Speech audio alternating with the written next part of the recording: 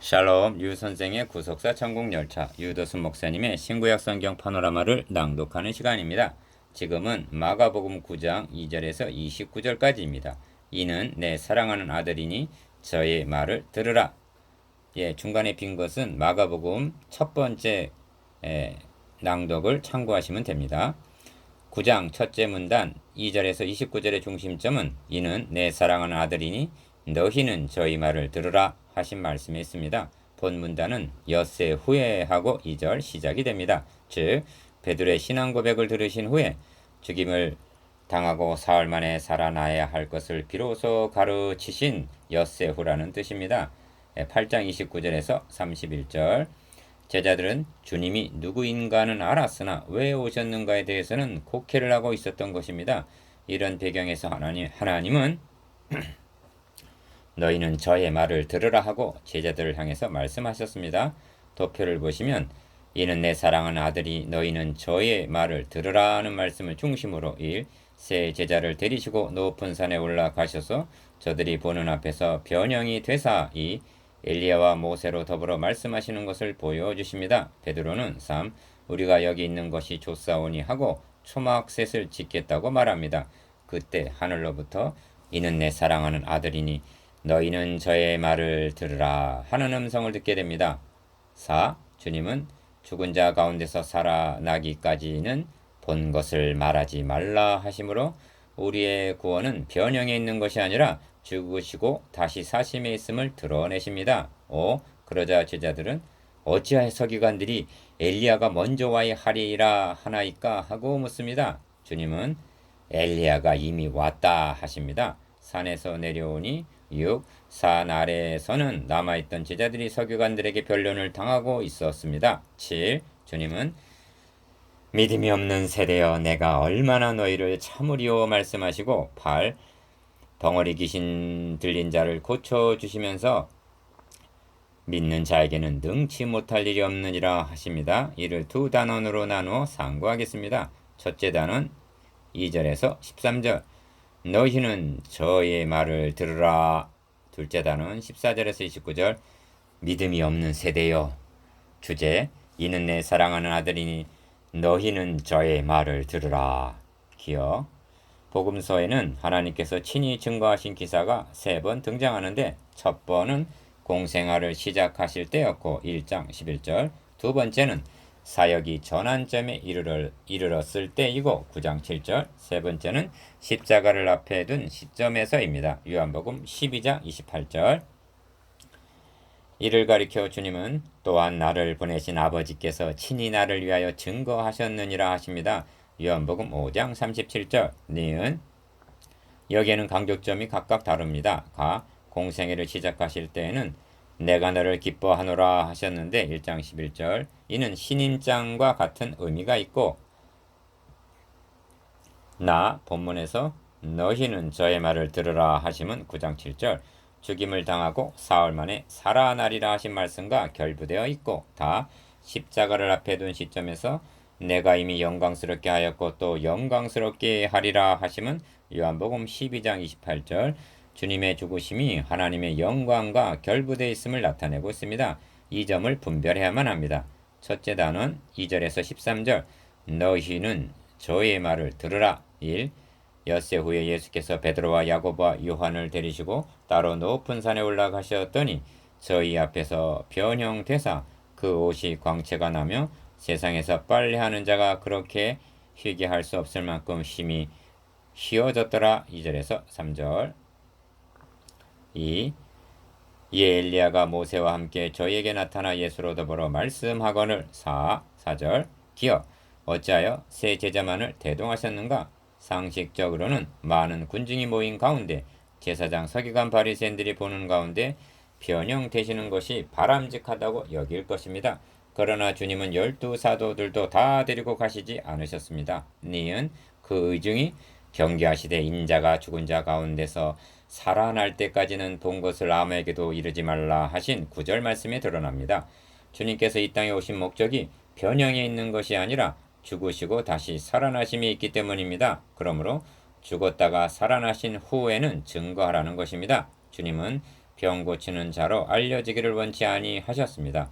기사와 이적을 행하시는 분, 신비주의자로 알려지기를 원치 않으셨습니다. 베드로, 야고보, 요한을 대동하신 것도 훗날 증인이 되라는 의도에서였을 것입니다. 디귿 그리스도의 사역은 자기 목숨을 많은 사람의 대속물로 주려 함이니라 하신 10장 45절 죽으시고 다시 사심에 집중이 되어 있는 것입니다. 그리고 이는 하나님의 감추었던 비밀이었던 것입니다. 고린도전서 2장 7절 그리하여 예수는 우리 범죄함을 위하여 내어줌이 되고 또한 우리를 의롭다 하심을 위하여 살아나신 분으로 로마서 4장 25절 증거되기를 원하고 계시는 것입니다. 리을 그러므로 누가복음에서는 모세와 엘리야가 영광 중에 나타나서 장차 예수께서 예루살렘에서 별세하실 것을 말씀했다고 전하고 있습니다. 누가복음 9장 31절 미음 어찌하여 모세와 엘리야인가? 모세는 율법의 대명사요 엘리야는 선지자의 대표로 등장합니다. 그러니까 그리스도께서 대속 제물이 되어야 할 것, 즉 복음은 율법과 선지자로 증거하신 바라는 의미가 있습니다. 그러므로 바울은 이제는 율법 외에 하나님의 한 의가 나타났으니 율법과 선지자에게 증거를 받은 것이라 합니다. 로마서 3장 21절 3. 베드로가 예수께 고하되 라비여 우리가 여기 있는 것이 좋사오니 우리가 초막셋을 짓고 하나는 주를 위하여 하나는 모세를 위하여 하나는 엘리야를 위하여 하사이다 하는 것이 아닌가. 5절 기억 이는 예수를 붙잡고 간하여 가로되 주여 그리 마옵소서 이 일이 결코 주에게 미치지 아니하리이다 한 마태복음 16장 22절 말씀과 맥을 같이 하는 것으로 유괴에 속한 말이었던 것입니다. 니은 여기 있는 것이 좋다는 말은 그의 나라와 그의 의는 아랑곳하지 않는 극도의 이기주의적인 발상이요 초막셋을 짓겠다는 말은 한심하기 짝이 없는 말입니다. 주님은 때가 찼고 하나님의 나라가 가까웠다 하고 1장 15절 하나님의 나라를 건설하러 오셨는데 그런 주님을 초막에 모시겠다니 얼마나 답답한 말인가. 디귿 마침 구름이 와서 저희를 덮으며 구름 속에서 소리가 나되 이는 내 사랑하는 아들이니 너희는 저의 말을 들으라 하십니다. 7절 주님의 책망 대신에 하나님이 친히 일깨워 주신 것입니다. 공생애를 시작하실 때는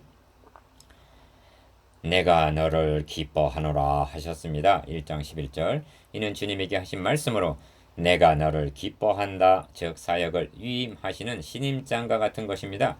그런데 변화산상에서는 너희는 저의 말을 들으라 하고 7절 제자들에게 하신 말씀입니다. 이는 저들의 잘못된 메시아 고안을 시정해주는 의미가 있습니다. 리을 변형하신 모습을 왜 보여주셨는가? 그리스도가 고난을 받고 자기의 영광에 들어가야 할 것을 누가복음 24장 26절 깨닫게 하기 위해서입니다. 훗날 베드로는 증거하기를 우리 주 예수 그리스도의 능력과 강림하심을 너희에게 알게 한 것이 공교히 만든 이야기를 조춘 것이 아니오 우리는 그의 크신 위엄을 친히 본 자라 하고 베드로후서 1장 16절 변형된 사건을 주의 재림과 결부시키고 있는 것을 봅니다. 미음 베드로 요한 야고보는 변화산상에 초대받는 특권을 누렸습니다.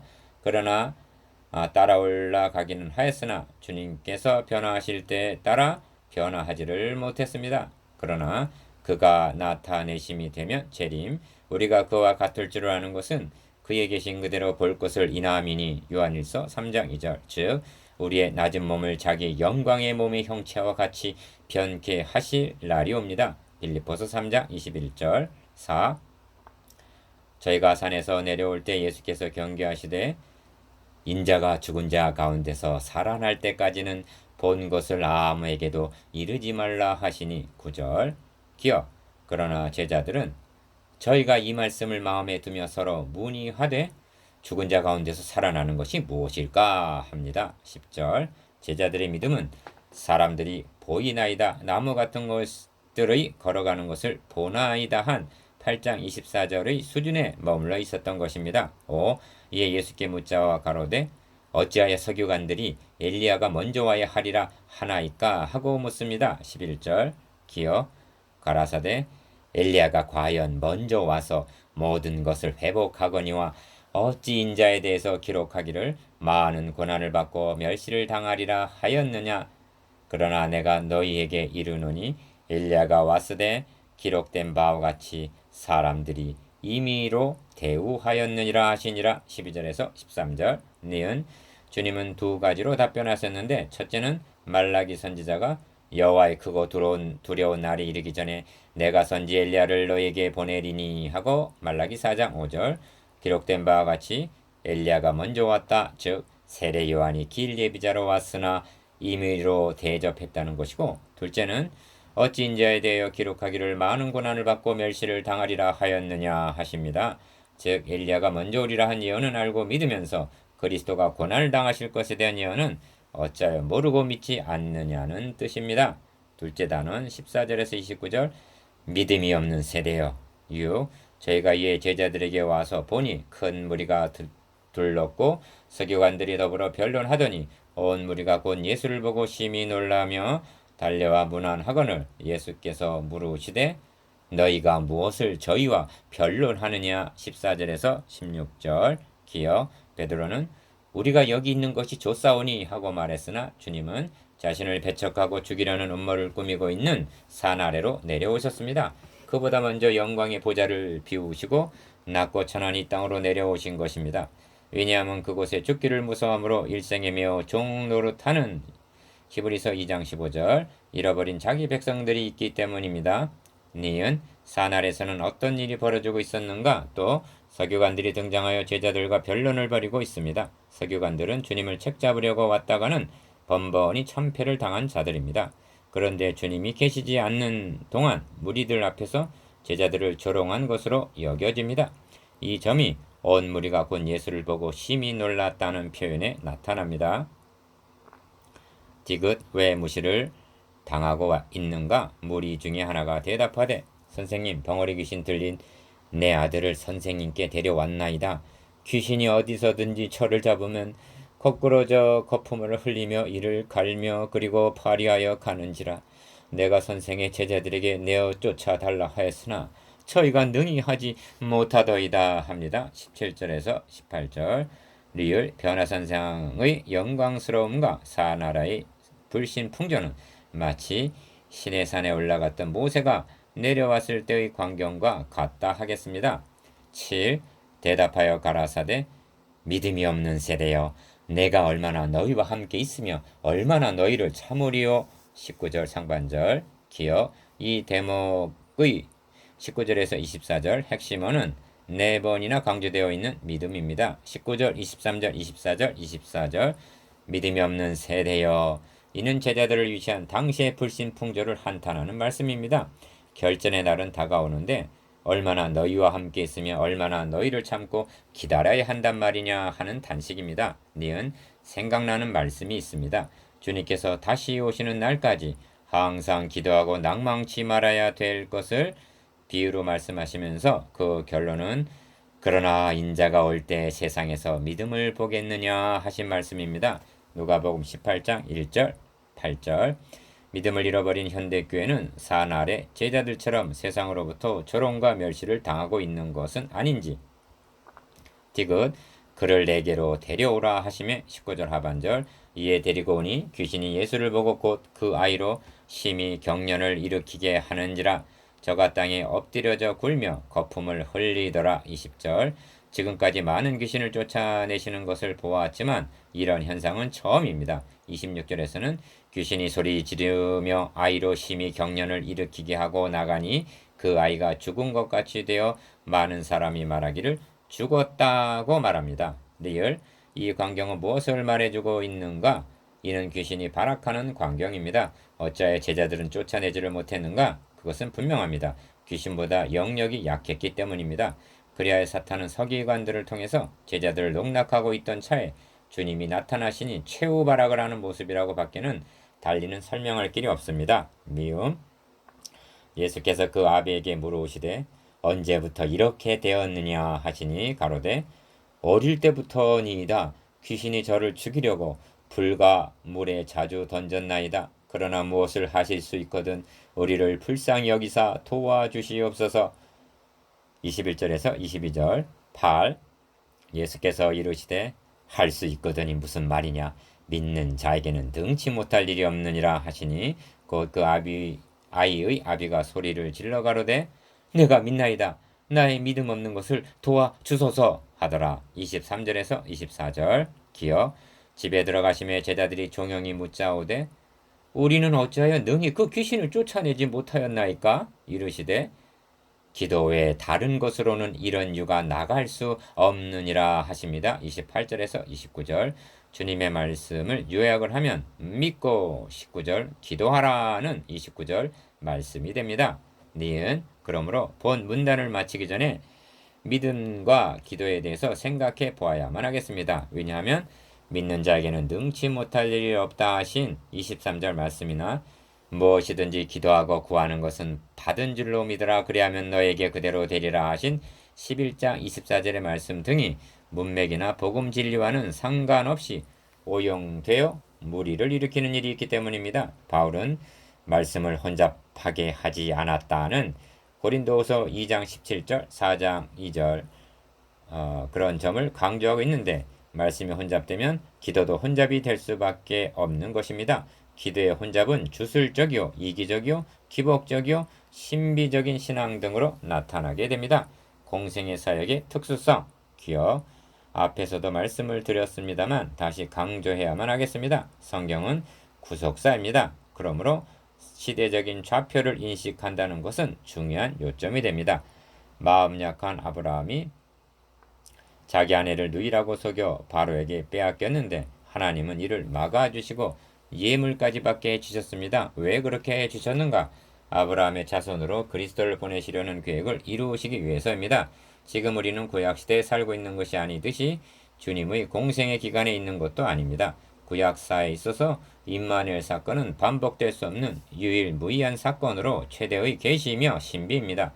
그러므로 주님의 공생애를 증거하고 있는 복음서의 기사들에는 특수성이 있는 것입니다. 니은 이런 맥락에서 주님께서 행하신 기사와 이적은 너희도 이렇게 행할 수 있다는 본을 보여주신 것도 아니요 너희도 믿기만 하면 죽은 지 나흘이 되어 냄새가 나도 살아날 수가 있다고 격려하시기 위함도 아닙니다.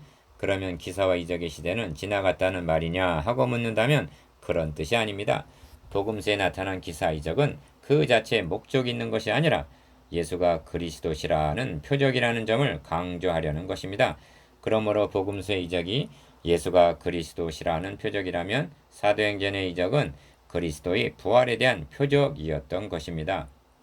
디귿 한 가지 분명한 것은 기사와 이적이란 하나님의 비상섭리에 속한 것이지 인간의 마음대로 행할 수 있는 일반화의 법칙이 아니라는 점입니다. 이제는 이 증거들이 성령의 감동으로 기록이 되어 우리에게 충족된 계시 성경으로 주어진 것입니다. 주님은 말씀하십니다. 너는 나를 본 거로 믿느냐? 보지 못하고 믿는 자들은 복되도다. 요한복음 20장 29절. 지금은 기사와 이적을 보고 믿는 시대가 아니라 충족된 계신 성경이 말씀하는 바를 믿는 오직 나의 의인은 믿음으로 말미암아 살리라 하신 로마서 1장 17절, 히브리서 10장 38절 믿음으로 사는 시대입니다. 어린아이의 믿음과 성숙한 자의 믿음, 기억. 주님 계신 지붕을 뜯어 구멍을 내고 중풍병자의 누운 상을 달아내린 믿음 2장 5절.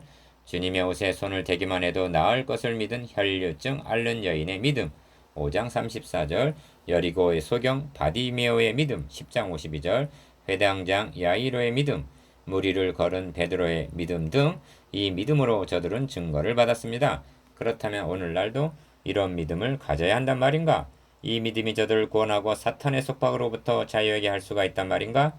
이것이 가능했다면 주님은 아무에게도 말하지 말라 하고 금하지도 않으셨을 것이요 십자가를 지실 필요도 없으셨을 것입니다. 니은 구원에 이르는 믿음은 너가 만일 너의 입으로 예수를 주로 시인하며 또 하나님께서 그를 죽은 자 가운데서 살리신 것을 너의 마음에 믿으면 구원을 얻으리니 한 믿음입니다. 로마서 10장 9절. 주님의 공생애 동안 따르던 자들의 믿음이 기사 이적을 믿는 어린 아이 같은 믿음이었다면 주님께서 부활 승천하시고 오순절 성령 강림 이후를 살아가는 우리들은 예수는 우리 범죄함을 위하여 내어줌이 되고 또한 우리를 의롭다 하심을 위하여 살아나셨느니라를 믿는 로마서 4장 25절 온전한 믿음을 가져야 하는 것입니다. 그러므로 믿음장이라 말하는 히브리서 11장은 구약 시대의 믿음을 열거한 후에 결론을 맺기를 이는 하나님이 우리를 위하여 더 좋은 것을 예비하셨은즉 우리가 아니면 저희로 온전함을 이루지 못하게 하려 하심이니라 합니다. 히브리서 11장 40절. 하나님이 예비하신 더 좋은 것이 무엇인가? 그리스도의 죽으시고 다시 사신 복음입니다. 주님의 구속사역이 아니라면 구약시대 성도들의 믿음도 주님의 공생의 기간의 믿음도 온전함을 이루지 못한다는 말씀입니다. 기도가 무엇인가? 기억, 믿음의 성숙한 믿음과 어린아이의 믿음이 있다면 기도에도 성숙한 기도와 어린아이와 같은 기도가 있다는 말은 동일하게 옳은 것입니다. 이런 맥락에서 주님의 공생의 기간에 나타난 기도 개념이 어린아이 같은 것이라면 복음이 밝히 드러난 이후의 기도의 개념은 성숙한 것이어야 한다는 것입니다. 오른편 왼편 자리를 놓고 다투던 제자들은 오순절 이후에는 다 서로 겸손으로 허리를 동이라 말씀하면서 베드로전서 5장 5절 십자가에 거꾸로 못 박힘으로 주님의 뒤를 따르게 되었습니다. 그러므로 기도란 하나님께 청구서를 제출하는 것이 아니라 교제와 교통입니다. 쉬지 말고 기도하라 한 바울의 권면이 쉬지 말고 주십시오 주십시오 하란 뜻이었겠는가? 니은 이 점이 성막계시에 나타나는데 속죄소 거기서 내가 너와 만나고 너에게 명할 모든 일을 너에게 이르리라 하십니다. 출애굽기 25장 22절.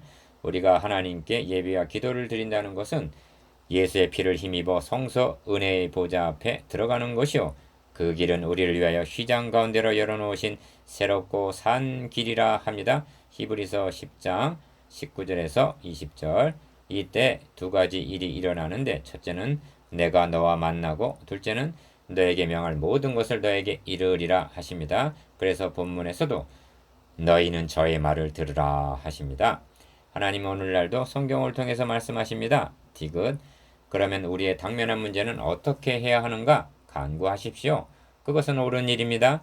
그런데 언젠가는 너희 염려를 다 주께 맡겨버리라 하신 대로 맡겨버리게 되실 것입니다. 왜냐하면 이는 저가 너희를 권고하심이라 하신 베드로전서 5장 7절 하나님의 돌아보심을 믿기 때문입니다. 믿음은 의뢰하고 의탁하는 것입니다. 디모데후서 1장 12절 하나님께 맡기고 나면 전에 맛보지 못했던 평강이 찾아올 것입니다. 여러분은 아버지여 내 영혼을 아버지 손에 부탁하나이다 하고 누가복음 23장 46절 맡길 수가 있습니까? 그러면 묻습니다. 영혼은 의탁을 하면서 문제는 의탁할 수가 없다는 말씀입니까? 리얼 결론적으로 말씀드릴 것은 믿음과 기도의 정의는 한두 구절에 의해서가 아니라 구속사라는 넓은 지평에서 내려져야 한다는 점입니다. 불변의 진리는 너의 입으로 예수를 주로 시인하며 또 하나님께서 그를 죽은 자 가운데서 살리신 것을 너의 마음에 믿으면 구원을 얻으리라는 것과 로마서 10장 9절 너희는 먼저 그의 나라와 그의 의를 구하라 그리하면 이 모든 것을 너희에게 더하시리라는 말씀입니다. 마태복음 6장 33절 9 묵상해 보겠습니다. 기억 변화선생의 계시를 보여주신 의도에 대해서 니은 산 밑의 제자들과 우리의 모습에 대해서 디귿 믿음과 기도의 바른 정의에 대해서